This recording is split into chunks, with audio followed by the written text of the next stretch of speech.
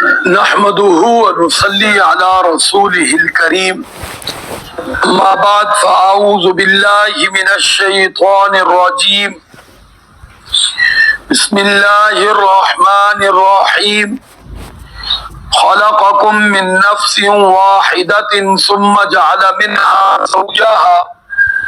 زوجها وأنزل لكم من الأنعام ثمانية أزواج يخلقكم في بطون أمهاتكم خلقا من بعد خلق في ظلمات ثلاث ذلكم الله ربكم له الملك لا إله إلا هو فأنا تصرفون صدق الله العظيم. درود شریف پڑھیں. اللهم صل على محمد وعلى آل محمد كما صليت على إبراهيم وعلى آل إبراهيم إنك حميد مجيد. اللهم بارك على محمد وعلى آل محمد كما باركت على إبراهيم وعلى آل إبراهيم إنك حميد مجيد. 23واں پارہ سورۃ الزمر رکوع نمبر 1 آیت نمبر 6 تلاوت کی گئی ہے. مسئلہ چل رہا ہے اللہ تعالیٰ کی توحید کا کہ اللہ رب العزت وحدہ لا شریک ہے. اور کل کی آیت نمبر 5 میں دلیل کے طور پر اللہ رب العزت نے اس کائنات کے نظام کا ذکر فرمایا تھا. چاند سورج کا ذکر فرمایا، رات اور دن کا ذکر فرمایا. تو آج کی آیت مبارکہ میں اللہ رب العزت اپنی وحدانیت پر بطور دلیل انسان کی پیدائش کا ذکر فرما رہے، چوپاؤں کی پیدائش کا ذکر فرما رہے اور انسان کو کیسے پیدا کیا اس بات کا ذکر فرما رہے. یہ بطور دلیل ہے کہ اللہ وحدہ لا شریک ہے. اس لیے اللہ رب العزت فرماتے ہیں خلقکم من نفس واحدہ. اے انسان ذرا غور کر کہ زمین پر اس وقت 6-7 ارب انسان ہوں گے، 7 ارب. اللہ رب العزت فرماتے اور آج آ بھی رہے اور فرمایا کہ ہم نے 7 ارب انسان کم و بیش اس وقت موجودہ جو ہیں خلقکم من نفس واحدہ، ایک انسان سے پیدا کی. من نفس واحدہ، ایک نفس سے پیدا کی. فرمایا کہ ثم جعل منها زوجها، پہلے اس نفس سے یعنی آدم علیہ السلام سے فرمایا کہ اس کا جوڑا، اس کی بیوی جس کو اماں حوا ہم بولتے ہیں، فرمایا اسی سے ہم نے پیدا کی. سبحان اللہ. عموماً ہم لفظ بولتے ہیں کہ عورت سے بچہ پیدا ہوتا ہے، لیکن اللہ رب العزت نے اپنی قدرت کا مظہر دکھا دیا کہ عورت کو مرد سے پیدا کر، اور اس سلسلے سے نہیں جس سلسلے سے عورت سے بچہ پیدا ہوتا ہے، بلکہ بالکل برعکس، یعنی مرد کی پسلی سے عورت کو نکال دیا. اللہ رب العزت تو رحم کے بھی پابند نہیں کہ رحم ہوگا تو بچہ ہوگا، نہیں. اس لیے آپ دیکھیے پسلی سے پیدا کی. اور پھر جب بچہ پیدا ہوتا ہے تو بڑی سخت تکلیف ہوتی ہے، لیکن یہاں آدم علیہ السلام کو خبر ہی کوئی. سبحان اللہ. لیٹے ہوئے ہیں، آنکھ کھولتے ہیں تو ساتھ بیوی بیٹھی ہے. اللہ کی شان، اللہ کی قدرت. ہاں جی. اور سب سے ٹیڑھی پسلی سے پیدا کی عورت کو، عورت کے اندر ٹیڑھا پن رکھ دیا. یہ مرد کی آزمائش ہے. ہاں جی. اس لیے فرمایا پیار محبت سے اس سے اپنا کام لو، کیونکہ ٹیڑھی چیز کو سیدھا کرتے ہوئے ٹوٹنا پہلے ہوتا ہے، سیدھا تو خیر سے پھر بعد کی بات ہے، ٹوٹ پہلے جاتی ہے. ہاں جی. تو اس لیے اس کو تو خاص طور پہ فرمایا اس کو تو کوئی سیدھا کر ہی نہیں سکتا. اس نے جس نے بھی سیدھا کرنے کی کوشش کی اس نے اپنا گھر خراب کر وہ بعد میں رویا ہی ہے. تو اس لیے فرمایا تم اس کو سیدھا نہ کرو، بس جو تمہیں حکم ہے بس وہ کرو، اپنا پیار محبت سے کام چلاؤ. ہاں جی. اپنی زندگی کو پرسکون بناؤ، اس کو سیدھا کرنے کی فکر نہ کرو اس کو جب پیدا کرنے والے نے ٹیڑھی پسلی سے پیدا کر لیا تو بس. تو یہاں اللہ رب العزت فرماتے ہیں پھر فرمایا وَأَنزَلَ لَكُم مِّنَ الْأَنْعَامِ ثَمَانِيَةَ أَزْوَاجٍ، ہمارے لیے ایک اور چیز بطور فرمایا کہ چپائے، انعام چپاؤں کو کہتے ہیں یعنی 4 پاؤں والے جانور. فرمایا ثمانیہ 8 ازواج جوڑے. یہاں لفظ بولا انزلہ کہ ہم نے تمہارے لیے اتارے چپاؤں میں سے 8 جوڑے. تو یہاں انزلہ غور طلب کلمہ ہے، کیا آسمان سے ان کو اتارا گیا ہے؟ تو یہاں مجازی معنی بھی ہے، حقیقی معنی بھی ہے، اور اس کا مادہ نزل سے بھی ہے، یعنی 3 معنی یہاں بنتے. ایک معنی یہ کہ آسمان سے اتارنا، مفسرین نے فرمایا بالکل. جس طرح حجر اسود جنت سے آیا، خوشبو جنت سے آئی، تو فرمایا جب آدم علیہ السلام اور حوا کو زمین پہ اتارا گیا تو جنت کے کچھ جانور بھی زمین پر اتارے گئے. اگر یہاں یہی معنی لیا جائے اتارنے کا تو یہ معنی بھی بنتا ہے. اور مجازی معنی مراد لیا جائے کہ آسمان سے تو پانی کو اتارا، زمین سے چارہ پیدا کیا جو جانوروں کے کھانے کا ذریعہ بنتا ہے. تو اس لیے اس کو ذکر کے بجائے سیدھا جانور کو ذکر کر دیا کہ ہم نے ان کو آسمان سے اتارا، یعنی ان کی خوراک کا ذریعہ آسمان سے آتا ہے، اس لیے گویا کہ آسمان سے ان کو اتارا گیا. تیسرا معنی یہ ہے کہ یہاں پیدا کرنا یا آسمان سے اتارنا مراد نہیں ہے. یہاں انزلہ یہ نزل کے مادے سے نہیں ہے، یہ نزل کے مادے سے. نزلا من غفور الرحیم قرآن میں ہے، جہاں جنت کی نعمتوں میں جنتیوں کے لیے ذکر ہے کہ وہاں رب تمہارا میزبان ہوگا، تم اس کے مہمان ہوں گے. اور یہاں بھی نزل سے ہے کہ یہ جانور تمہارے لیے بطور خوراک میں تمہارا ذریعہ بنتے ہیں، یہ تمہارے لیے کھانے پینے کا ذریعہ بنتے ہیں. یہ بھی اللہ رب العزت کا فرمایا اے انسان تیرے اوپر میرا انعام ہے. جس طرح کل کے دن میں ہم اکاؤنٹ کریں کتنے جانور ہم لوگ کھا گئے ہیں جی، ہر طرح چھوٹے بڑے، گائے بھینس بکری بھیڑ ہے جی، مرغی کتنا چلا، تتر بٹیر، ہر آدمی نے اپنی وسعت کے مطابق اللہ تعالیٰ کی نعمتوں سے لطف اندوز ہوئے. الحمدللہ حکم ہے الحمدللہ، معروم کوئی بھی نہیں رہا. تو دیکھو یہ اللہ تعالیٰ کا کتنا بڑا انعام ہے.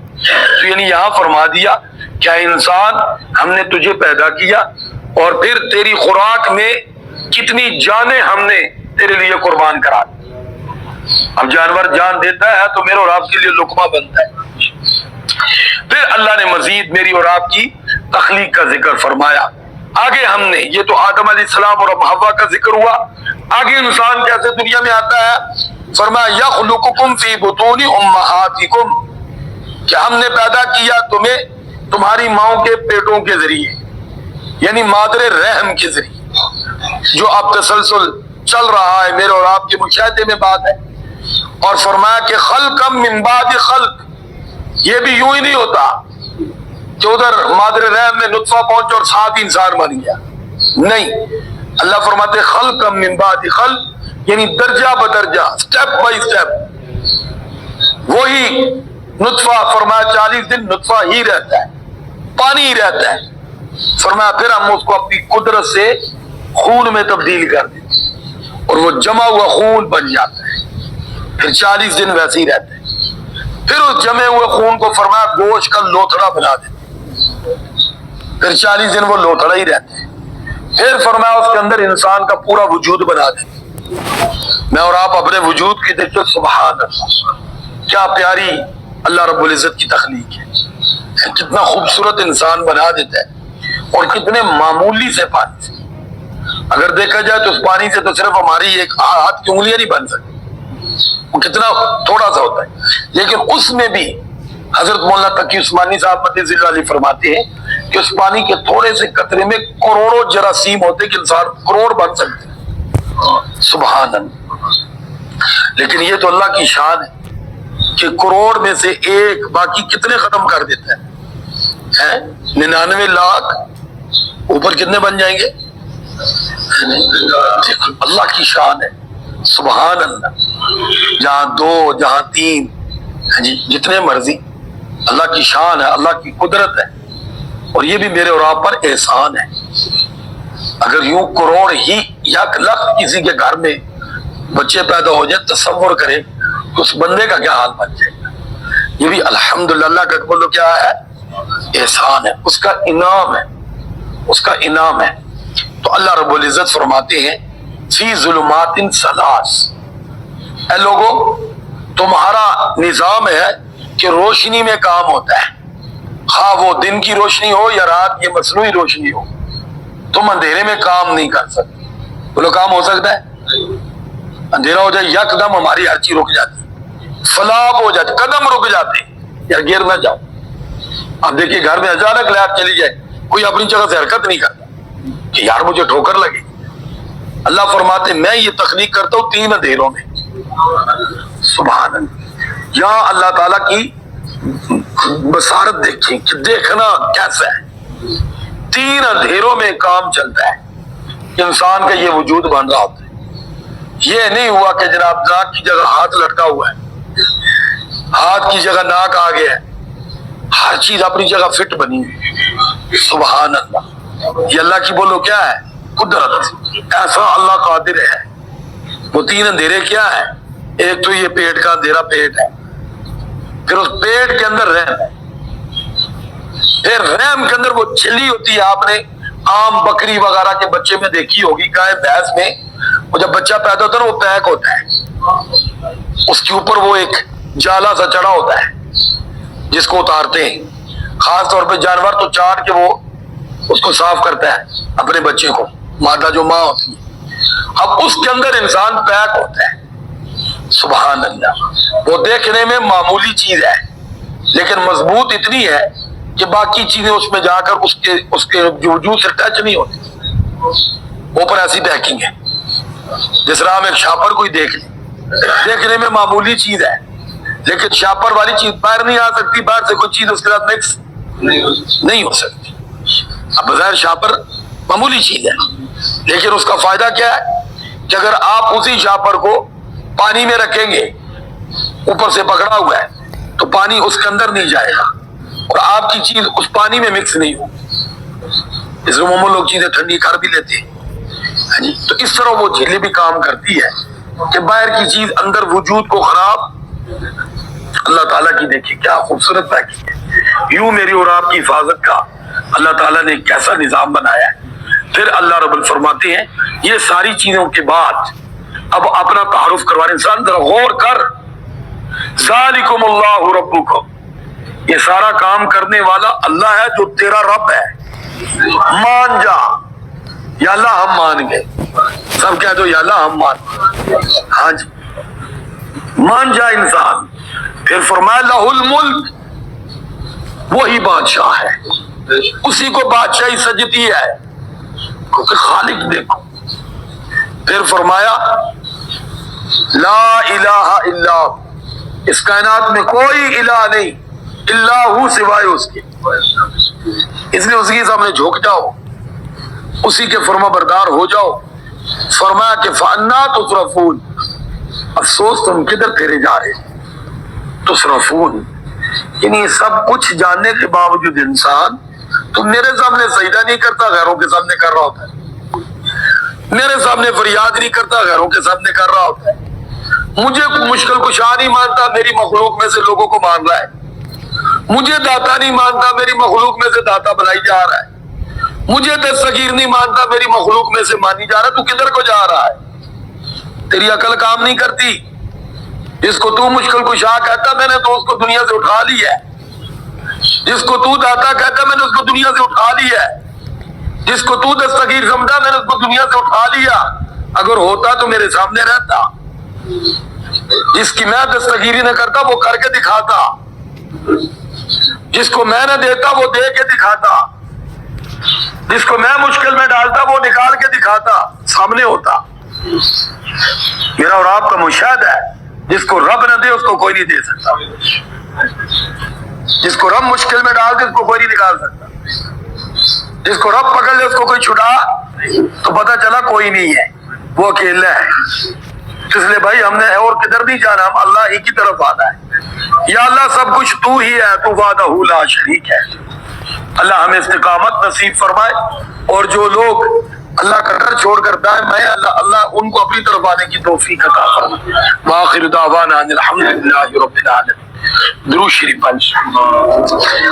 اللهم صل على محمد وعلى آل محمد كما صليت على إبراهيم وعلى آل إبراهيم إنك حميد مجيد۔ اللهم بارك على محمد وعلى آل محمد كما باركت على إبراهيم وعلى آل إبراهيم إنك حميد مجيد۔ لا إله إلا الله محمد رسول الله صلى الله عليه وسلم۔